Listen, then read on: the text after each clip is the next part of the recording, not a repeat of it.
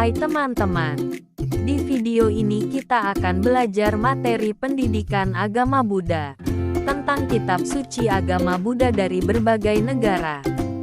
Kitab suci agama Buddha tidak hanya berasal dari berbagai tradisi, tetapi juga berasal dari berbagai negara.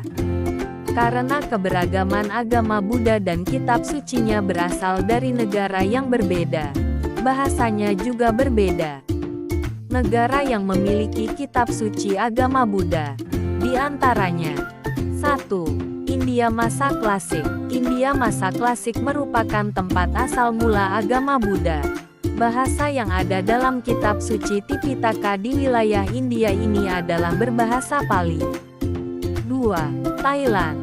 Thailand merupakan negara tempat berkembang agama Buddha tradisi Theravada.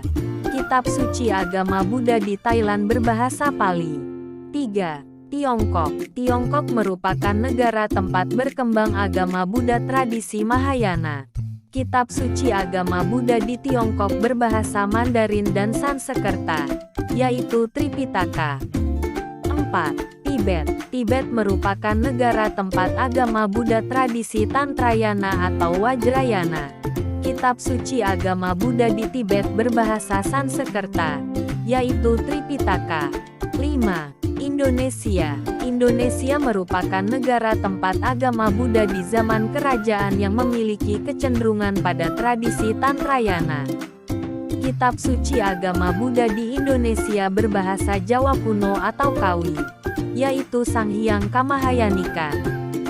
Selanjutnya, keunikan dan keragaman kitab suci agama Buddha. Kitab suci agama Buddha memiliki keunikan dan beragam, baik dari tradisi maupun bahasanya. Karena dalam perkembangannya, agama Buddha menyesuaikan dengan adat dan kebiasaan setempat. Mengapa kitab suci agama Buddha dikatakan unik?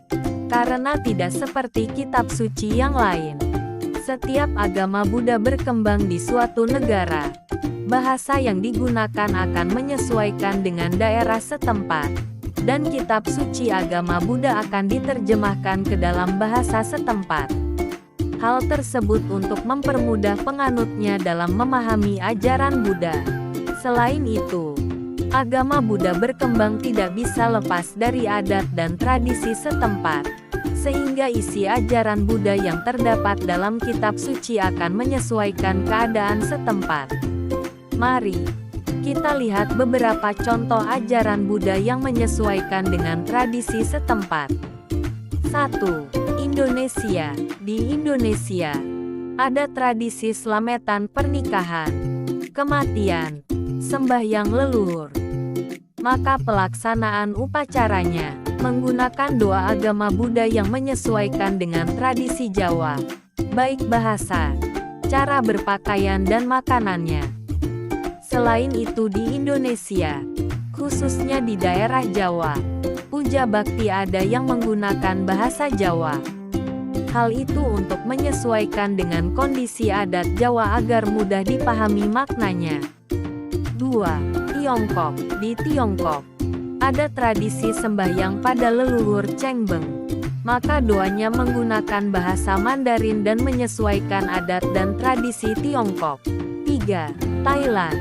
Di Thailand, salah satu contoh perayaan kebudayaan, yaitu Sarta.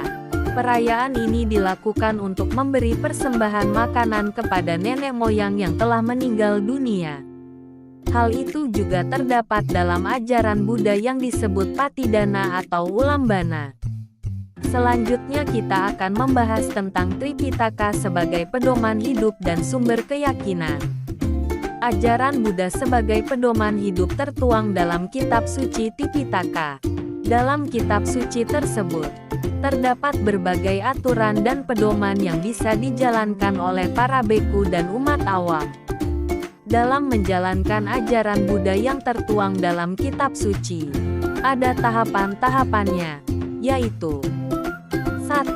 Pariyati Dharma. Pariyati Dharma, yaitu ajaran Buddha dalam bentuk teori untuk dipelajari, yang tertuang dalam kitab suci. 2. Patipati Dharma. Patipati Dharma, yaitu ajaran Buddha yang dipraktikkan dalam kehidupan sehari-hari, seperti melaksanakan sila atau kemoralan dan latihan meditasi. 3. Pativeda Dharma. Pativeda Dharma yaitu memperoleh hasil karena melaksanakan ajaran Buddha, yaitu ketenangan, mencapai jana dan mencapai nibbana. Demikian pembelajaran kita pada video kali ini. Sampai jumpa di video selanjutnya.